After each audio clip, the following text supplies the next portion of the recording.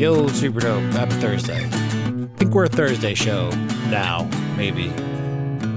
Yeah, I'll say it. We're a Thursday show now for the foreseeable future.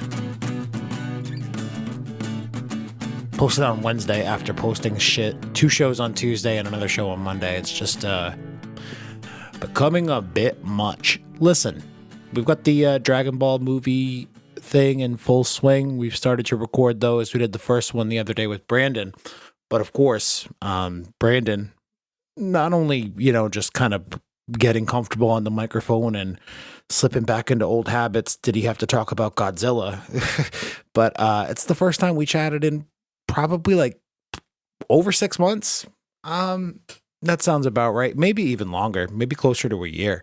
Texted and shit, but not actually sat down to record a podcast. I forget when the last one we did was. Anyway, you're going to hear a nice Godzilla side tangent that, like, seriously, we got 15 minutes into the first Dragon Ball movie, The Curse of the Blood Rubies, and all of a sudden, Godzilla. So you're going to hear a little bit of a preview of that episode, although I'm going to cut the 30 minutes of Godzilla talk in the middle of it to keep it a little bit more cohesive. So that's the podcast this week. I was hoping for more leaks for Dragon Ball Super Chapter 73. No official scans that were leaked. The only things that came out were a few days back. Going to be a very action-heavy chapter. Looks like Granola, unsurprisingly, is going to be consistently having the upper hand on Goku. So, see what that means. Seems like there's some magic going on with that boy. Like Granola. Crunchy bitch. What else? Loki episode 2. It's weird that they have such a weird buddy cop thing going. I guess not really buddy cop because they're not cops. I guess Mobius would be the cop and Loki's like it's like Jake Peralta from Brooklyn Nine-Nine having a team up with the Pontiac Bandit, Craig Robinson's character. That kind of vibe. It's very funny. I did not expect this show to be so funny. What else do I like about that show? Good Loki? I don't know. We'll see how this goes, I guess. I'm still not 100% sure what the show is going to be. Episode 2 leaves us in a very interesting place. But it feels like I feel like I'm watching Good Loki try to make good on things. And it's a little bit of a leap because this is evil Loki. So that's about as spoiler-free as I can remain without ruining shit for people. Hey, we started that Discord server. So links are in the show notes if you want to go join the super dope Discord. We've got channels to talk about the Dragon Ball manga, the My Hero Academia stuff that we're covering, the Marvel Cinematic Universe shit. And we're also going to be doing movie watch-alongs. We did one last week. It didn't go as well as I'd hoped, but I've kind of reworked some things to maybe have the next one we do be a little bit better. So I'm not sure when we're going to do the second one. Sometime next week, maybe next Wednesday or Thursday night. Who knows? Maybe we'll just wait for the weekend. But go join the Discord server. I'll make an announcement in there when we expect to do it. And then you can make sure that you're around to watch and, hang out. Discord. I'm old. Having to learn more shit about Discord in the last week just makes me feel older. All right. So I'm going to shut up. That's enough rambling. I've almost 5 minutes now, so I will let the tape roll on the weird Godzilla tangent that Brandon and I went off on the other day. Mostly about like Godzilla Kong stuff, but also he and I go off on some shit about people secondary scalping, putting toys on the secondary market. I don't know how to talk today, so brief Godzilla history lessons scattered throughout. Boy is a wealth of knowledge. Also, he stopped in the middle of the conversation to do some Godzilla shopping on Amazon in real time because that's how dedicated dude is. If you want to hear an early version of our coverage of Curse of the Blood Rubies, the first Dragon Ball movie, patreon.com/Dragon Ball Super Dope. Speaking of, new patron, Jacob Peterson. Coming into the $25 tier like a goddamn madman. I can't say thank you enough for the people who every once in a while get down on those tiers and throw us a couple of extra bucks. Honestly, I'm using that money to boost Facebook ads. That's right. Last week I got a lot of weird shit done, including Discord and a new Facebook page. So go follow the Facebook page. Links are in the show notes. It's Super Dope Pods. So if you just want to look it up on Facebook, it would be at Super Dope PODS. And that's the page where I'll be promoting Super Dope Plus Ultra and Dragon Ball Super Dope from here on out. But Jacob, just know that $25 getting all sorts of fucking weirdos to like the Super Dope Facebook page. So I appreciate you supporting us. I appreciate you jumping into the Discord, hanging out with us, chatting this week. And yeah, good times. Going to be doing the manga review with Leonard and I think Marcus next Tuesday. That'll be Q, chapter 73. And yeah, all right, word. I've rambled a ton and none of it was good. So here's some slightly better rambling with Brandon. Talk to you soon. Super dope.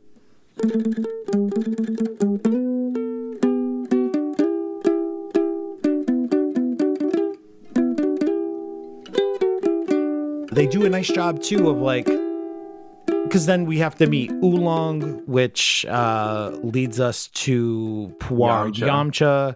There's this immediately, even before the Oolong thing. There's a sequence where they're landing. Pasta and Bongo are landing at Goku's house to capture that Dragon Ball, and they have the conversation like, "Oh, I can't fly after that. I can't fly," and they bust out the Hoi Poi capsules, get in the plane. It's very Goku eventually saves her by throwing the Nyobo and like strings her up through her shoulders and she pisses all over the place. Like that's really an episode of Dragon Ball. Like that's the third episode of Dragon Ball right there. Yeah. Except it's not somebody in a plane trying to snatch a Dragon Ball. It's like a giant pterodactyl dragon or something. Yeah. Yeah. So they do a cool job of still keeping the spirit of it. Some of the same exact story beats. And in some cases it's like slightly altered, but still keeps the spirit of it, which I love. I felt like I watched the first 8 episodes within 50 minutes today. Yamcha's afraid of girls. It's great. Yeah, who'd have thought? And it's almost like he's got his own ambitions. Once he learns about what the Dragon Balls are, he wants to get to Muten Roshi's house before they do. So we're kind of skipping ahead. The way in which these two stories intersect, Oolong's doing his pervy thing, right? He's a big red giant demon out in the woods trying to get 6-year-old girls to marry him.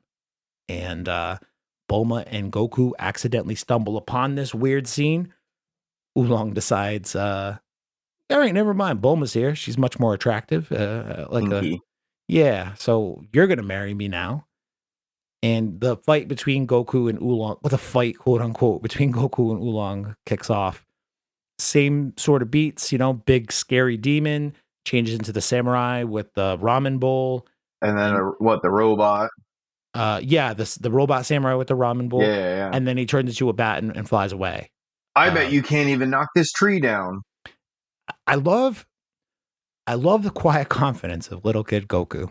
One of my favorite things about him, a lot of people will say like the innocence and how dumb he is, but like I honestly just love how sure of himself he is. It's one of my favorite things. Yeah. He'd make a great character in like a Godzilla or Gamera movie. Okay, pitch me on Goku being in a Godzilla movie. Go for it. So there's a Godzilla movie called Godzilla's Revenge where the little boy Ichiro, who is the main character, has to learn how to defend himself and stand up for himself. And over the course of the movie, he figures out how through the help of Godzilla and his son. So it would be cool to have another movie that had a strong child character, but this time be much stronger. So that way, instead of just being like, fuck you bullies, he could be like, fuck you Gamera, I'm going to punch you in the face. Godzilla taught me about this. That's hot. I actually appreciate that. So you and I'll call you out now. A couple of weeks ago, Uh-oh. Yep, it's gonna get ugly. A couple of weeks ago, I did a weird episode for Super Dope Ooh. where I got a voicemail from new super fan Victor, who called Okay. you Brian, super fan. Hello. But I also let a conversation that I did for the Just Stuff League. You know those guys, sort of. Yeah. At least you know Joel, who's like the fourth guy on now. But Absolutely. we did a conversation a couple of months back when the movie first came out about Godzilla versus Kong. Ooh. Yeah. And we talked about a lot of the different things that it wasn't specifically about the film, but we did do a lot of like, because it's guys from Antiques Roadshow who like appraise shit and values all day.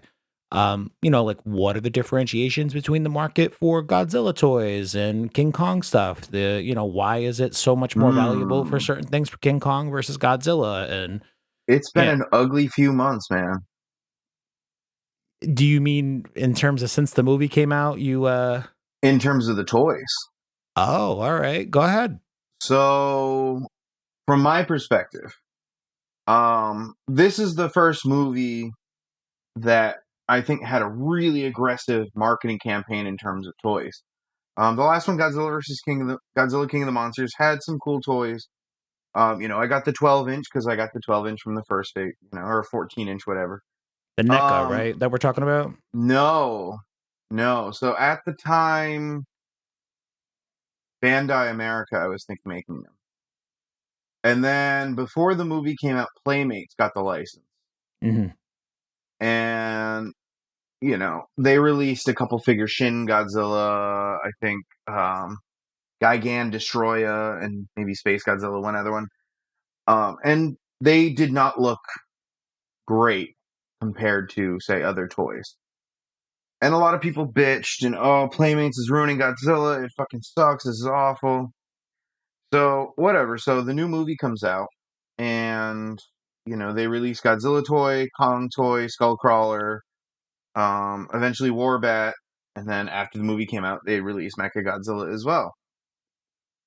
And I got, like, one or two of the Godzilla toys, and then the movie came out, and all the new figures came out, including, really cool Hong Kong Godzilla and Hong Kong King Kong. What's the difference between Hong Kong Godzilla and non-Hong Kong Godzilla? Does he just have like some neon overtones painted on him? Of fucking course, dude. It's friggin' dope. It's friggin' dope. Anyway, all of a sudden shit just blew up, and like scalpers are going in and buying this shit. Like little kids' toys. These are like toys for like 6-year-olds. Yep. And jacking up the prices. Yep. So you would see the new Mechagodzilla toy on Facebook Marketplace or whatever. That shit is rare, man. Toys. And yeah, it was like they'd be like $40. And it was like, I just want it to put on my desk at work, or like I just want it to like sit on my amp at home. It's $40 on Facebook Marketplace. How much would you have bought it for at retail? Like 10, $15? I believe I spent 14 on it. Yeah. So pretty I got decent size markup. But even like yesterday. So yesterday I had to run some errands before work. I had to get a water bottle. Godzilla vs. Kong came out on DVD, so I was like, oh, I'll pick that up. Hell yeah. Went by the toys, not a single regular sized Godzilla toy. And maybe one of each of Kong and Godzilla for the big ones. It was insane. And it's like, I don't know how much of this is like trade with China because of the pandemic versus secondary market. People still like, yeah. And I couldn't get the DVD either. They didn't even have the DVD. Want to know what drives me bananas about people who do that shit on the secondary market? Sure. And I say this from a place of not as somebody who does that, but as somebody who is in social media groups with those people specifically. Like, yeah, I collect fucking old Dragon Ball toys and stuff. I'm in a bunch of weird, different vintage toy groups, new toy groups, plastic crack collector groups is what they're kind of short for. There is like a very serious mentality amongst those people. Yeah. Where if you don't do shit like that, too bad, so sad. The ones that you won't buy, I'll buy. And I don't care that I'm going to turn around and sell them for a markup. That's just business, baby. Yeah. And it's like at a certain point, I kind of get that you're like looking at it from a business mentality, but Well, it's like, just such a toxic thing to have that mentality be so rampant and yeah, have like you should see like the people who share intel in those groups sometimes like oh well, this target in this area of this state yeah, has blah blah blah and I just went and grabbed these they have A B and C left like they all communicate to do this shit like it's a yeah. concerted effort in a Oh lot of yeah, yeah, cases yeah. but Well, and they like, kind of just double down on the arrogance of it. Like, fuck you. If you don't want to do that, I'll do it. I don't care. I mean, I even saw it in my Newport Walmart where like dude had like two or three Godzillas in his hands, and I'm like, if I walked in and I saw the Godzilla toy I wanted, now mind you, these are, again are Playmates toys, so they're not NECA, they're certainly not SH Monster Arts, they're not X Plus or even Billiken or Bullmark, excuse me. These are like Playmates kids toys. Now I want them just because I love Godzilla, and who doesn't want a fucking purple and blue Godzilla? It's badass. Hell yeah. But if the last one was there and there's this little kid who's like, that's going to be my first Godzilla toy, I'd give it to him in a heartbeat. Yeah, because you're not a fucking piece of And shit then trying to I'd make a kick his buck. fucking ass. No, I'm kidding. Yeah, here you go, kid. You want this? Boom. Like, I'm not going to be like a dick and like, if this kid has the opportunity to get into Godzilla through this toy like I did, go for it. Hell But yeah. I'm not going to buy like 10 of them and be like, haha, oh, your kid wants one? Oh, it's turbo time. And like sell it for $45.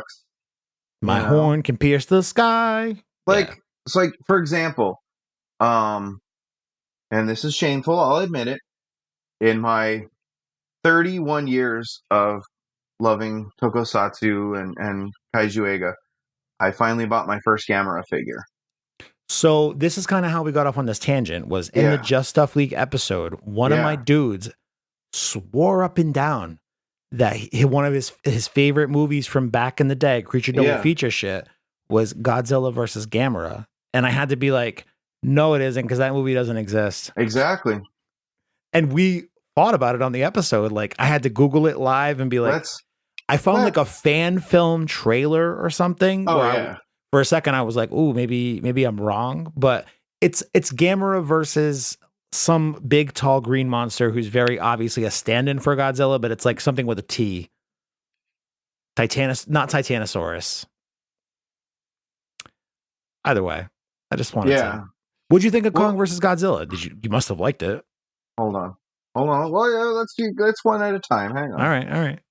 Godzilla is Toho. Yep. And Gamera is Daiei. Yes, and this is something that we went down the road of as well. And for a minute, I thought it was Toei, but it's not. Daiei. No, it's Daiei. Yes, I'm just proud to finally have a Gamera figure. But Toei didn't buy the rights to it in the 90s, right? Correct. It's still Daiei. Yeah, I think so. Okay, for some reason in my brain, I thought they did the Gamera trilogy in the 90s. They did. The first Toei did or Daiei did? Daiei did, I think. Okay, for some reason in my brain, okay, I thought it was earlier than that. Cool. And I still haven't seen 2 and 3, but I've heard that they're probably better than all the 90s Godzilla movies. I mean, what are we competing against in the 90s? Like Final Wars is 2004. What GMK is 91, right? Nope. That's 2001. GMK is that late? Oh, I don't know why I have it so off. So you have what's considered the Heisei series is Godzilla Returns, which is 1984. It's technically not the Heisei, but Godzilla vs. Biollante is 89. Yep. You have Godzilla vs. King Ghidorah 91. 92 is Mothra. 93 is Mechagodzilla. 94 is Space Godzilla. And 95 is Destoroyah. I might be off by 1 year. It might be 90 to 94, I think, actually. Okay. But, yeah. All right. See, this is good. We got you back in for a Dragon Ball movie and to give us a brief history lesson on Godzilla. But Godzilla versus Kong, thumbs up, thumbs down, somewhere in the middle. Oh, absolutely thumbs up. Why thumbs up? Godzilla movie. And he won. Good enough answer for me, man. I would have accepted two giant monsters kicking the shit out of each other. But hold on. Uncle Joe Biden has something to say about this. I mean, Godzilla obviously won that whole exchange. I'll give you a second when you pull it up. Here we go. This is why it was such a good movie. And the meme says, oh, it's a sound? Guess what? Cozy economy benefits everybody. Hurts nobody. Right. I couldn't hear it that well. It grows the economy. It grows the economy. Godzilla does grow the economy. Godzilla vs. Kong was the first blockbuster of the pandemic. I was so proud. It made me weep. Yeah, All right. It is good to feel seen as a Godzilla fan for sure. So this next statement. Kong was the emotional center of that movie, though. This may shock you. Brace yourself. This was the best Kong movie I've ever seen. I guess I'd have to agree with that, only because I don't know that I've ever seen any other King Kong movies. That's not true. I saw the one back in the day, Peter Jackson. Yeah. I did not see Kong Skull Island. That's a good one.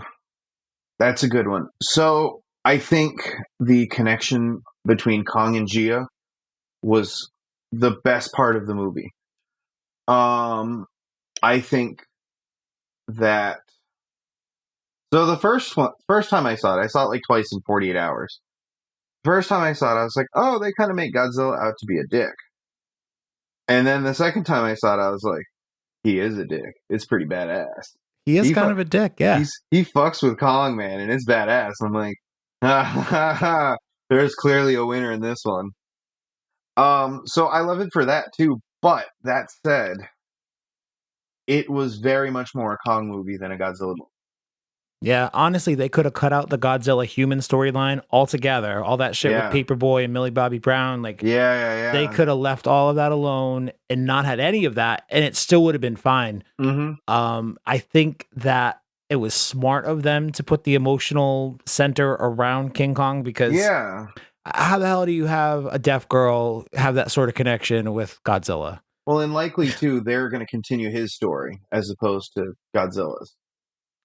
You don't think that Legendary will make another Godzilla movie? You think they will make? You think they'll make like a King Kong Hollow Earth movie before they make another Godzilla movie? I'm not sure, because I'm not sure where the contract lies at this stage. Yeah, I'm not sure either. I feel like it's probably done and up. Like that's why they did everything with King of the Monsters for that last movie. It was like, this is our chance. Yeah. And on top of that, Japan has already finished airing the new Godzilla cartoon series, Singular Point, or anime series, excuse me. We get it, I think, June 24th on Netflix.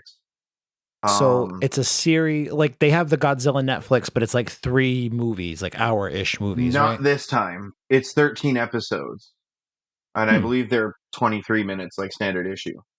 I have purposefully been trying to avoid it because I want to watch it untainted. I already have the Godzilla toy for the series, and he looks pretty wild. I know already that, like Shin Godzilla. Have you seen Shin yet? Nope. I've seen lots of clips of Shin and how goofy and shit it looks. Oh no, you gotta watch it. And the evolution. So in Singular Point, there's an evolution too.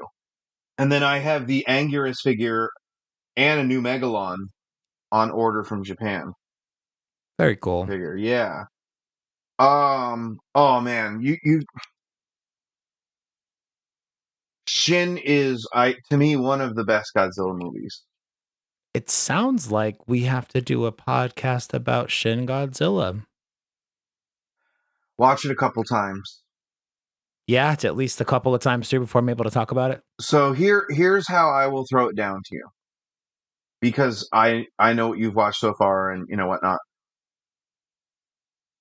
It's a boring movie. However, if you watch it like the first movie, you know how important it is, what their message was. Shin, to me, is the one that has hit closest to that. Because it was 2 years after Fukushima, so I think it was a little bit more, but yeah. So it's sort of like the same-ish sort of message, but updated 60 years later. And the benefit that they have is, instead of instead of focusing on the creation of Godzilla and its, how do I say, and its kind of context, the moral is more focused on the human aspect, and Godzilla is the stand-in for Fukushima itself. So basically, this movie's like a weird documentary of watching how the government basically botches a nuclear disaster. But instead of it being about Fukushima, the catalyst is Godzilla. Does that make sense? Yeah, instead of the fallout of it being an actual nuclear event, it's Godzilla's growing and manifesting and attacking cities Yeah. as this big, stupid looking fish. And all of a sudden, the Yeah. fish is growing and it's got this big, crazy tail now. And And look at its stupid eyes. I gotta say, the when he reaches his final form or last to final form in the movie, and he unleashes his full power, it's pretty badass. I think the cool thing is it's not reinventing the first Godzilla movie, but it's carrying on the message in a modern context, and I think that was highly admirable and highly fascinating. Yeah. It would be like almost like if America made a Godzilla movie, but the reaction would be how the government failed to save New Orleans after Katrina or even during Katrina. But Hmm. Katrina in the movie would be Godzilla. You've intrigued me. You've piqued my interest. Yeah, so that's All right. that's where it is. But I loved Kong versus Godzilla. Like I said, I was trying to buy it on DVD yesterday. I think I was just even watching it on the little screen before we met up. You know, somebody said, "Oh, there's not enough substance in it," and it's like, well, I mean, What I kind of know, substance for are you looking for in a Godzilla movie? I know which Godzilla movies to pay attention to the plot, and I know which Godzilla movies to kind of just watch it kind of half interestedly until the fight scenes or something exciting happens. You know, even some of the Showa series bore me to death. One of my all-time favorites as a child is Godzilla versus Gigan. You gave me the poster. It's such a great poster. But the last time watching it, I was just so bummed out to see how much of the movie's just stock footage.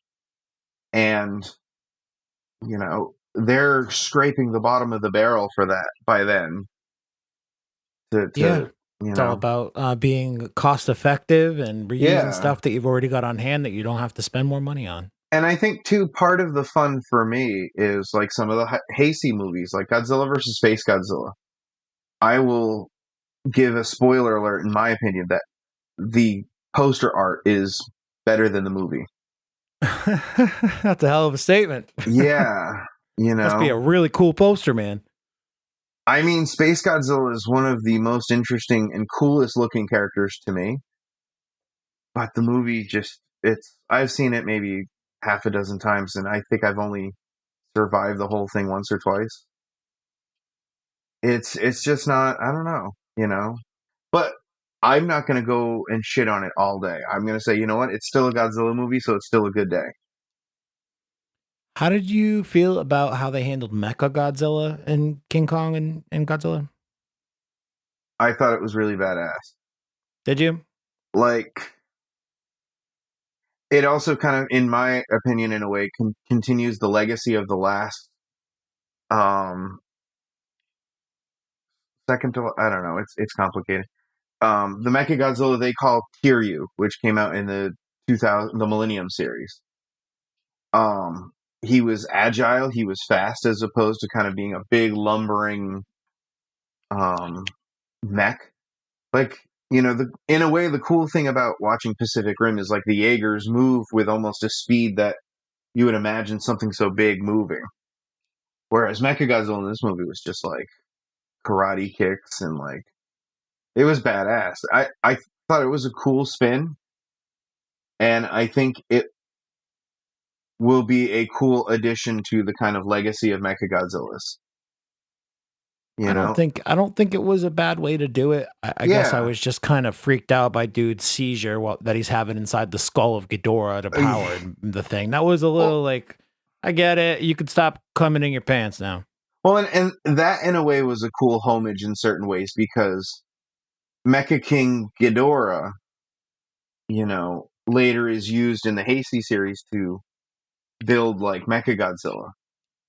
But, using King Ghidorah's brain or skull, I guess you could say, as a neuro center, that was a cool concept.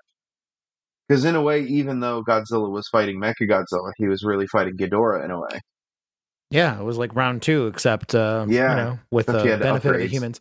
I think my one, and I realized that we've actually just recorded tomorrow's podcast over the last 20 minutes. So I think my only gripe with Mechagodzilla, and it's sort of almost like what I do with what I had a problem with WandaVision, like Mhm. without spoiling. I don't know. Did you watch WandaVision and all Oh, that yes. stuff? We watched So it like, every single week, it yeah. was like appointment viewing. It's so the first episode with Loki was really good last week, but Yeah. ever since WandaVision aired, I've had to make a concerted effort to not go down the rabbit hole too far of trying to come up with my own theories and how I think it'll end, because with Yeah. WandaVision, the way it ended was very, I'll say safe. Yeah. I guess like they put it at a point where they can basically pick it up and do anything with it going forward. Like when wherever Terrence Howard looks at War Machine and goes, next time, next baby." time, baby. Yeah, just like that. And then he never appears ever again. So with that sort of caveat to it, like I try to take that mentality into whatever I watch now. Yeah. With Godzilla versus Kong, though, I knew Mechagodzilla was going to be involved pretty early on. We could tell Yeah. from certain parts of the trailers, there was like certain shots that showed Yeah. like this is obviously some technological shit going on, not Godzilla. My gripe with it was there are certain plot points that they're like Godzilla attacked this thing that we use to contain these giant monsters at the beginning of the movie. Yeah. And it when I watched that, I'm like, ooh, yeah, quote unquote Godzilla attacked those things. Sure. Yeah, It's exactly. It was probably you guys doing an inside 9/11 job. Yeah, It's yeah. Mechagodzilla, and you're just trying to raise the profile of the attack so that way you've got an excuse to go out and get Kong to be able to Yeah. But it was just Godzilla who I guess had a hunch that they were Yeah. doing some weird experiments in that lab, so he attacked it. Like Exactly. I don't know. I So- guess my own theory crafting sort of screwed me over there, but also I feel like my way of telling that story probably would have been a little bit cooler. So, I mean, there's two ways to look at it that way, too. Number one, it's been done already. So, in the original Godzilla vs. Mechagodzilla in 1973, Godzilla begins attacking, I forgot where he attacks. Osaka, Tokyo, I forgot where he attacks. But you see Godzilla attack, but to the average Godzilla fan, his face is madly fucked up. It's kind of scary. And then someone sees Anguirus get into a fight with Godzilla, and he goes, "Oh, that's weird. Anguirus is Godzilla's friend. Ho ho, hey hey." And it's later revealed that it's Mechagodzilla in Godzilla's skin, because Godzilla fights Godzilla at some point. It's a cool scene in an oil refinery. It's really And cool. I pictured the same kind of thing, but like they Yeah. could have used Mechagodzilla with like some Mysterio kind of hologram tech to be able to mimic the skin and the appearance of Godzilla. I guess the two ways you could look at it is it would have been a cool homage if they did do it, but at the same time, you could look at it as it's a cop-out. They just literally lifted that from the original Godzilla versus Mechagodzilla. Yeah, I guess, but I don't know. For the sake of telling a good cohesive story, it just doesn't make sense to me that Godzilla got a hunch one day that they were doing some fucked up experiments on King Ghidorah's head, I guess, to make Mechagodzilla at this facility. I don't know, unless they're trying to speak to like the cosmic connection between King Ghidorah, who's from outer fucking space, and Godzilla, and then try to double down on that kind of weird connection, ancient mythological level connection between Godzilla and Kong. Like, I don't know, fucking pick a lane, man. Mechagodzilla did that shit, not real Godzilla. Before we move on from Godzilla and get back to this Dragon Ball movie, though, I do have a bone to pick about a word you've used twice that I say very differently from you. And I only point it out because I think about No. Are you British now? Is that what this is? No, I've always said advertisement. How do you say aluminum? Aluminium? Yeah, what the hell? What? So Aluminium. what's the word I used twice? Homage? Oh. What did I say? Homage? No, I say homage is what I say. Oh. Yeah. And I'm always like, it's a word that you read more than you say out loud for sure. But there are certain words where I'm like, I know that there are multiple pronunciations of it. Which one is the right one? And you saying homage almost makes me want to change the way I say it because I trust you with things like that. But also you're wrong and it's homage. I mean, and certainly, I say just either homage or homage. I'm paying attention, I swear. I'm just trying to stock up on Godzilla materials on Amazon right now. What does that mean? Like you're trying to buy toys right now? No, so I just ordered the art book, like the behind the scenes book of the movie. Cool. I have the King of the Monsters one, so this is the art of the Ultimate Battle Royale. So it's all just concept pictures. So I'm getting that, and they also released companion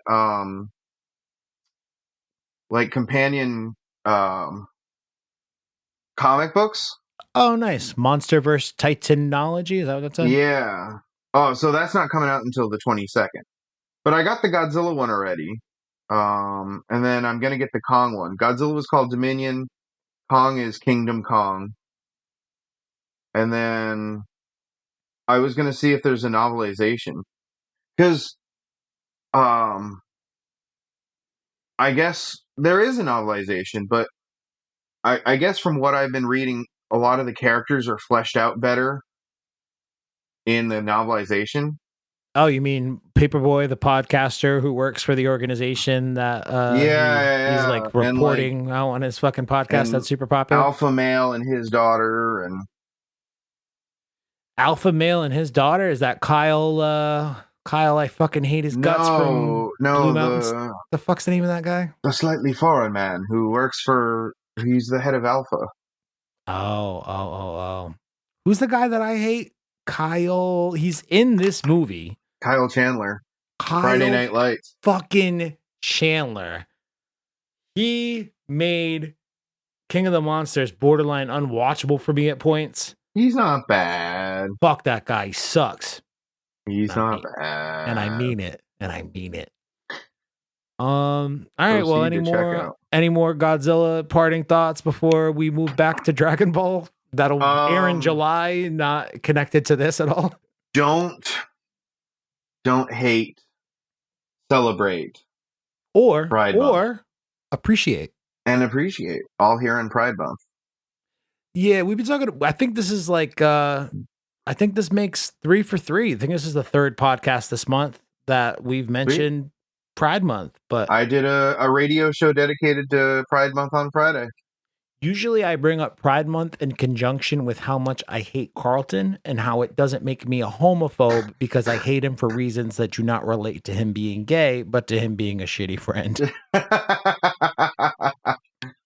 Oh my goodness. That's how I celebrate Pride Month. I air out my gay best friend.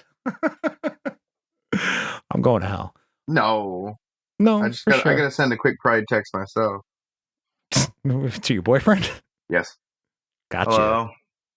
Got him. Is that Kelly? Yeah. Hello, Kelly.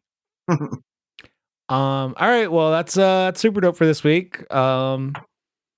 This is a preview side. This is a long side tangent of our Dragon Ball Movie 1 Curse of the Blood Rubies coverage that'll be coming out, I think, the week after the 4th of July. It's bad that I say 3rd of July because 3rd of July is the party day, but side quest achieved. Yeah. How should we end this mini tangent of Godzilla? Thank you very much. Godzilla!